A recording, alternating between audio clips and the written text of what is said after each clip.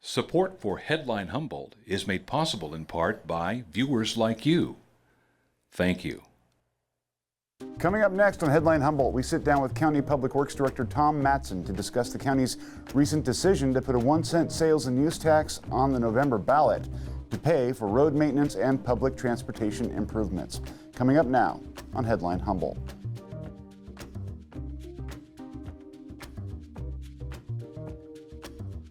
From the top of Humboldt Hill, this is Headline Humboldt. I'm James Falk. Thanks for joining us.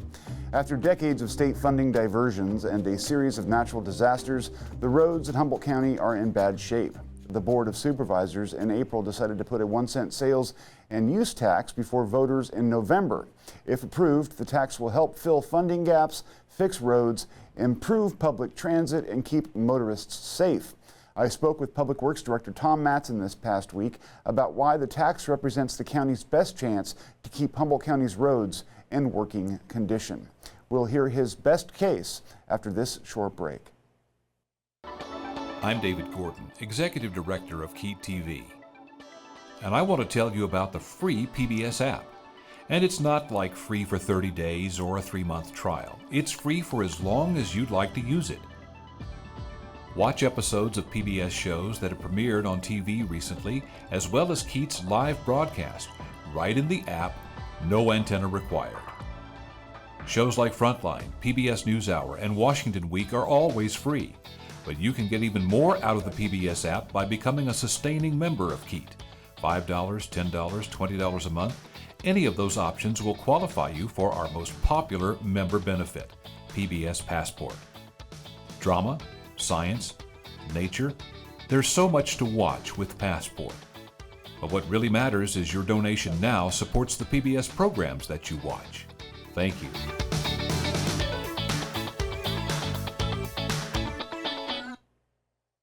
Now here's my chat with Tom Matson. The county roads have always been basically in an average kind of condition for counties in California, counties nationwide. There's a few counties in California that have very good roads. The vast majority are in the fair condition. And then there's some in the poor condition, which we have now dropped into. And so basically going back to the 90s, the late 90s, mid 2000s, we would get one federally declared disaster maybe every 3 years, and it'd run $3 to $5 million. And we could absorb that without really any major difficulties. Wasn't easy, but we did it. The roads were continuing to hold in that fair category. But in 2017, we got hit with a $41 million in damage to the road system, followed by 15 more million in 2019. And then from 2020 to 2024, with 3 federally declared flood disasters, 1 state declared earthquake, and 1 locally declared disaster last February out in the Ferndale area, we've been hit with another 15 million. So basically, since 2017, in 7 years, we've been hit with $70 million in storm damage. And the problem that has occurred is we have to use our maintenance money to fix those storm damages, even when they're approved, and wait for reimbursement. So we've been using, significant amounts of our maintenance money that should be using to maintain the roads to fix the storm damage sites, to the tune of, now we're somewhere in the $8 million range in the deficit currently, waiting for reimbursements. And so that has taken its toll on maintenance. We've gone from, we rate our roads from basically 0 to 100. It's called the Pavement Condition Index. 100 is a brand new road. 0 is a gravel road. And so we were floating in the mid 60s. 2017, we started to drop a little bit, and now we're down to 49, which is in the poor condition. And our consultants that do these analysis for us are basically saying, if we don't do something different, in 10 years, your roads are going to be in extremely poor condition, down into the low 20 ratings, which is, it's very bad because it costs a lot more to fix a bad road than it does to keep a good road in good repair. It's like the roof on your house. When it starts to leak, you need to fix it. Otherwise, all of a sudden you have all these ancillary problems, including mold and everything else.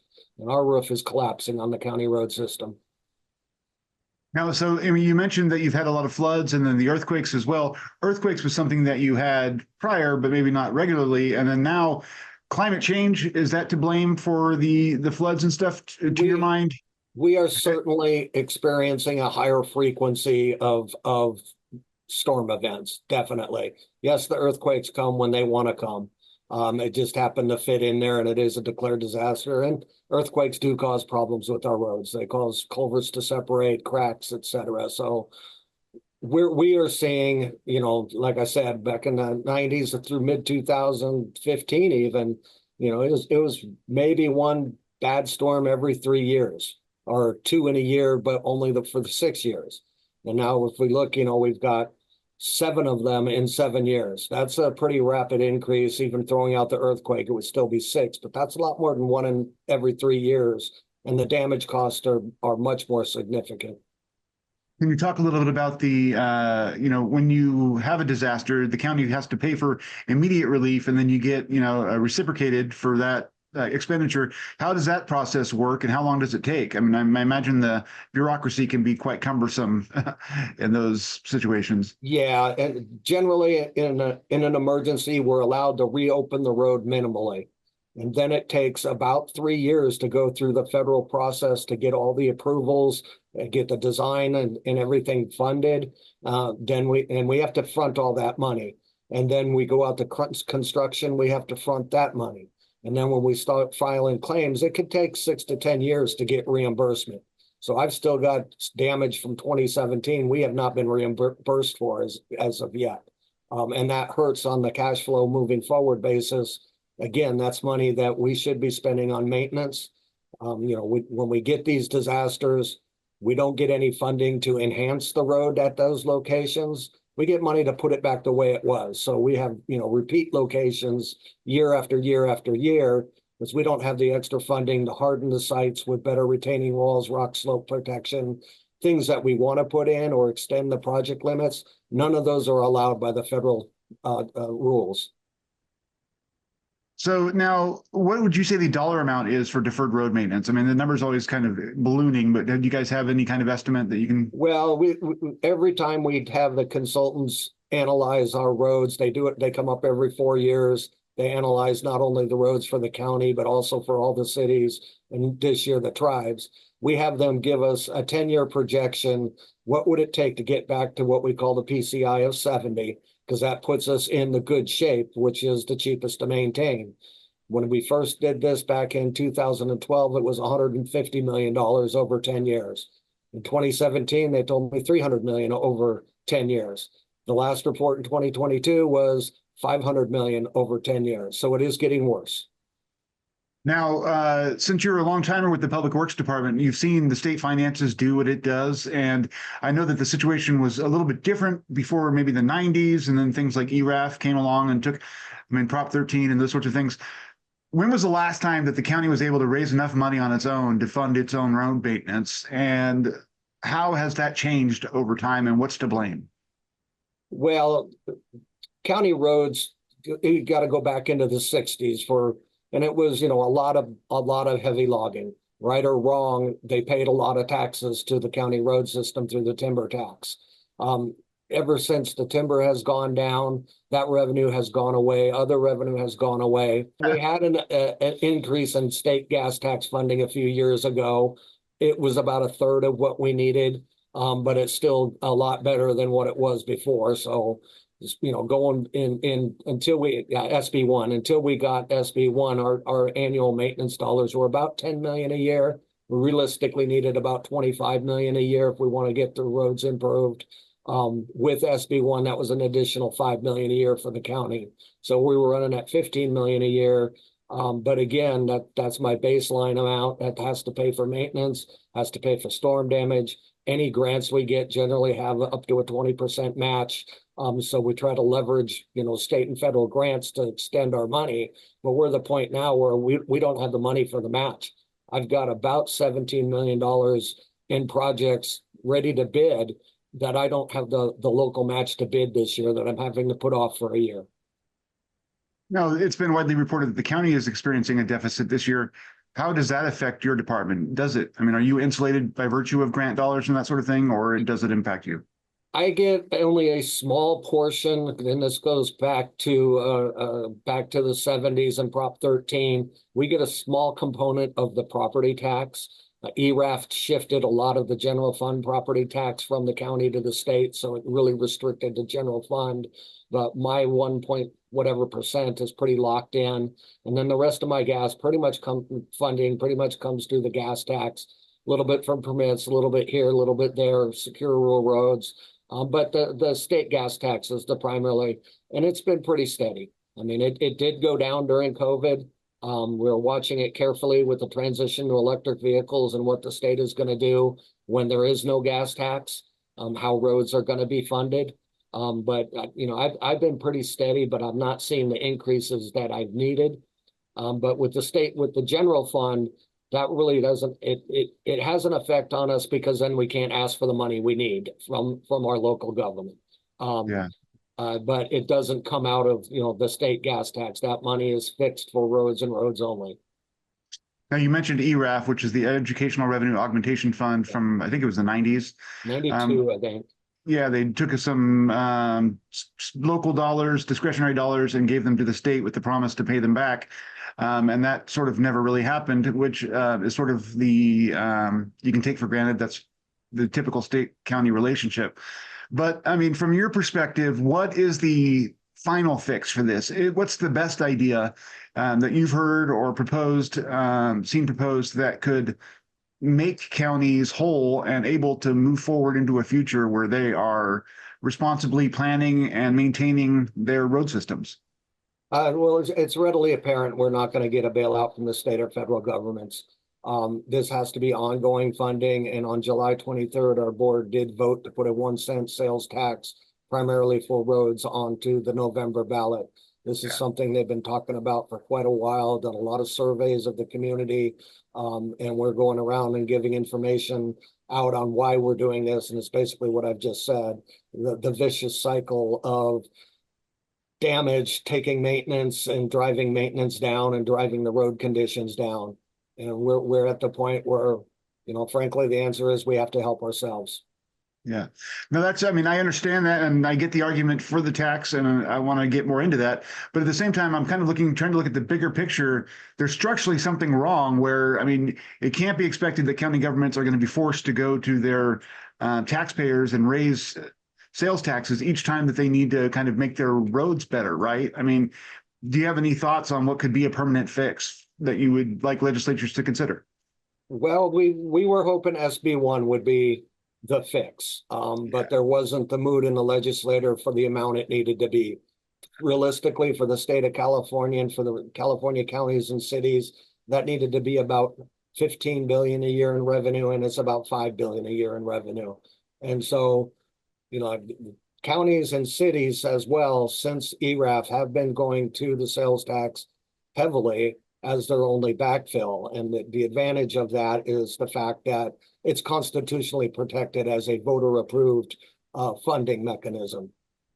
And so it does offer more protections to the residents that it won't get swept away by the state. Yeah, and seems to be a lot of accountability built into the move that you guys are going to make. So let's talk a little bit about the tax. What is being proposed? And the board voted on it, so that means it'll be coming up in the November ballot. Is that right? Correct. What's the amount of the sales and use tax, and where can people expect to see it? So the tax is proposed at 1 cent. It would generate about $24 million a year for both transit and roads. And then there'd be a committee set up to develop the allocations. We're hoping the Social Service Technical Advisory Committee for the Humboldt County Association of Governments, which deals a lot with all the transit in the county, can be the board that they're a Brown Act board, a public meeting board that, makes the transit recommendations. We're looking to set up a committee for the road recommendations. We have a program that we plug numbers into that tells us where we should be putting our money down, what types of repairs we should be making. So whatever our allocation would be, we would plug into that program and recommend, the spending be done in a scientific way on those roads. We would bring that to the Board of Supervisors. And then after the year is ending, everything would go to, we hope, our audit committee, which includes our elected auditor, our elected treasurer, a couple of board members, several members of the public to ensure that we spent the money where the tax ballot said it should be spent. Now that's a model that Measure Z set up, right? Where they had It's the auditing committee. No, it's a little bit different. Measure Z is very competitive across the county. We're not looking to set up an extremely competitive review. We want to, be able to present, we're not fighting with other agencies. Really, the money is in the resolution the board adopted. It would be for roads and transit. And so we want the committees for transparency. We want to be able to show the public that, if they vote on this, this is where their money is going to go. We want to be able to, show them that we're doing what they voted for. Yeah. The committees are really for the transparency. Absolutely. Is there a sunset clause on this, or is this something that would be ongoing for until otherwise directed by the board? We did not propose a sunset clause. The public at any given time could vote to rescind it. Yeah, I think that's important for people to realize. Now, you said you have a program that you enter in your information and it kind of tells you what repairs. Are there high priority areas? Off the top of your head, what do you think are the areas that need the most maintenance most immediately? Well, it's all over the county. I can't just say one because we look at it as a 1,200-mile system, not as a district or this or that. And it, basically we plug the number in that we have for pavement management, and it, basically goes through and tells us, okay, this road over here needs a chip seal this year. It rates roads by, their traffic loading, their priority in the county system. The county is, has 3 different types of roads, basically local roads, which are your residential roads, collectors, which take you from your residence to the arterial, which is the main road. An arterial would be like Central Avenue in McKinley. That's an arterial. It serves 18,000 people a day. Program's going to tell us to keep that in good shape because it's in relatively decent shape. But we have rural arterials that are critical, especially when the state highway gets shut down. Alder Point Road connects Highway 101 to Highway 36 through the backwoods. Mattoll Road connects 101 to 211 back to 101. These roads are important, even though they may be low traffic, because, that's where our agriculture is. That's where our timber comes from. That's where our gravel comes from. That's where our food comes from. And, just as an example, in this 1964 flood, the only way into the county for 100 days, other than the air, was Bell Springs Road, which is a county maintained road split halfway between Mendocino and Humboldt County. And people had to come in on convoys over that road with supplies. That's how critical the county road system is. So we spend a lot of money in a lot of different places. Like I said, 1,200 miles of road. It's probably going to focus, primarily on arterials and collectors till we start getting things back in good shape. So if this, sales and use tax doesn't pass, what does that situation look like? Just to give our viewers a sense of how important this is from your department's perspective, but also from, the operability of their vehicles, the damage that people's vehicles suffer on roads that are, poorly maintained because they're rough and they cause all kinds of tire issues or hydraulics, all kinds of stuff. There's ramifications both publicly and privately for that, right? Yeah, currently, I think the estimate is about $900 a year every person with an automobile spends for repairs because of bad roads in the state of California. That will certainly go up in Humboldt County. The roads will continue to deteriorate, and we will be focusing on keeping our good roads in shape so they don't deteriorate. But some of our other routes are just they're gonna continue to get worse. Yeah, that's interesting. You mentioned the fact that the switch to gas cars. The funding mechanisms that are currently in place are basically already going to go extinct based on planning by the state government. And you've seen no movement whatsoever from the state to say how they're going to supplant that. Well, they are looking at a vehicle miles traveled kind of fee for electric vehicles. They haven't gotten there yet. What they've done is increased registration fees on electric vehicles. So if you have an electric vehicle, you're paying a lot more in registration currently than a gas vehicle. But what they're looking at is a no net change in revenue. So they're planning on not using it to raise funds, but to maintain the funding that they do provide. Yeah.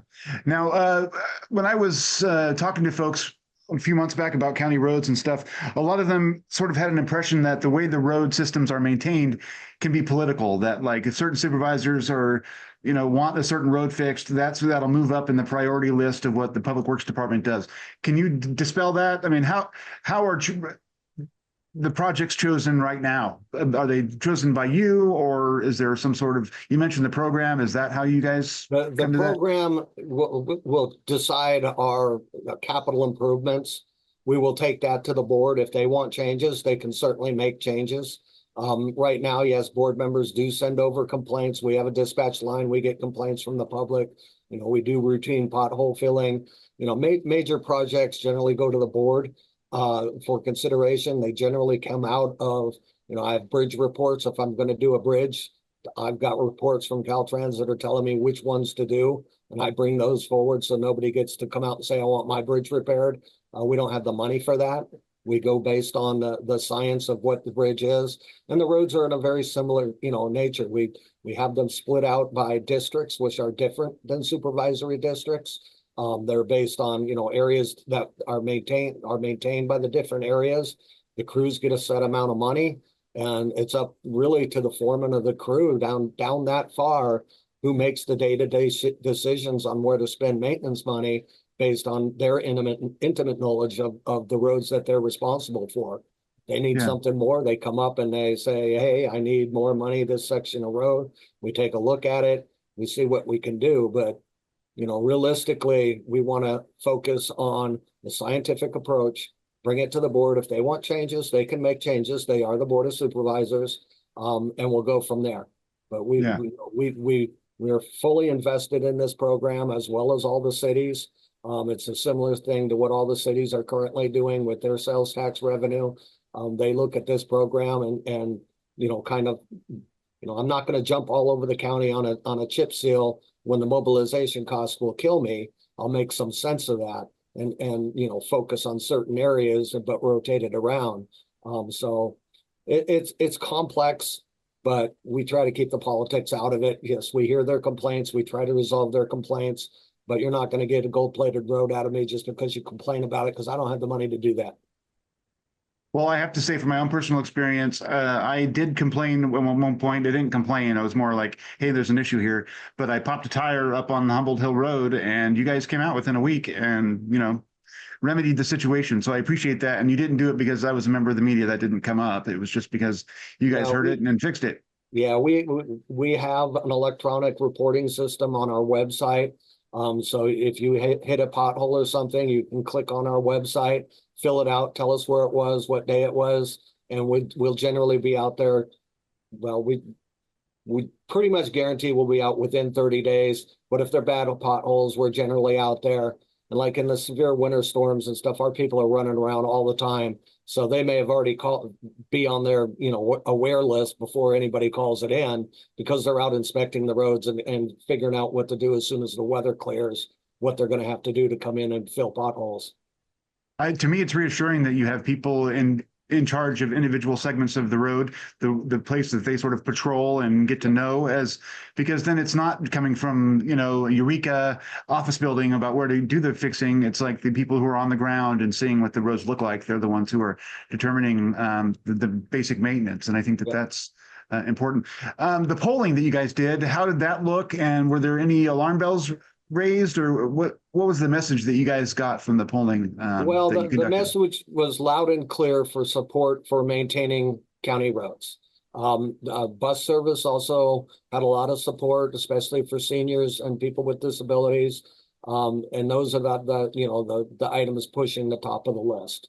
A lot of the other things we pulled for, they were getting positive support, but not nearly what roads and transit were getting. These are, we're trying to respond to what we asked the public. If these are certain services you would fund, which ones would you, and then we looked at the numbers, and Road maintenance was like 70% in one of the poles of support. Transit is close to 60 or above 60. You get down towards the 50s, you got a plus or minus error of 5%. You don't know if it's 51 or 47. Yeah, that's interesting with the transit stuff. Now, you mentioned that HCOG would probably be determining where the expenditures would go in relation to transit. Is that right? That's what they do now through their unmet transit needs study. There's a multitude of transit agencies in Humboldt County that operate, and they all go through those social service, well, for the money allocated by HCOG, which, some of it comes from the county, some from the city's allocation. So that group sits down, they're all transit users. They understand the system. They're like our road people for roads. They understand transit. They follow it daily. A lot of them use the transit on a regular basis. So we consider them the transit experts, and we consider them probably the best people to recommend where any additional transit funding is spent, or where money needs to be invested if funds are pulled back from the state. Yeah. One thing that I remember hearing a lot of is that the infrastructure bill that came out of Congress was supposed to be, kind of a boon for a lot of public works in the country, but that money doesn't trickle down to county roads then, does it? It does if you have money for matches. That requires a 20% match. So if I've got a $1 million project, I've got to come up with 200,000, and I don't have that ability right now. I've got projects out there I'm seeking funding for, but we're asking for 100% funding because we don't have the money for the match. The infrastructure bill actually is really good. If we had match money, we would be going after it like crazy. It's been really good for the big urban areas where they do have match money and they can get some mega projects. And so with this tax's approval, ultimately you may be able to pursue, it'll be an increasing return, right? I mean, potentially. Yes. We can leverage $4 for every dollar we spend on an approved grant, and that greatly expands our ability to do work. Most of our big projects in this county are grant funded. Our bridge projects, that's a grant program. Our big road projects are grant programs, and so that is a critical third leg. We have the maintenance, we have the engineering stuff that we do. But being able to leverage those federal grant monies for the bigger projects will go a long way to help this county.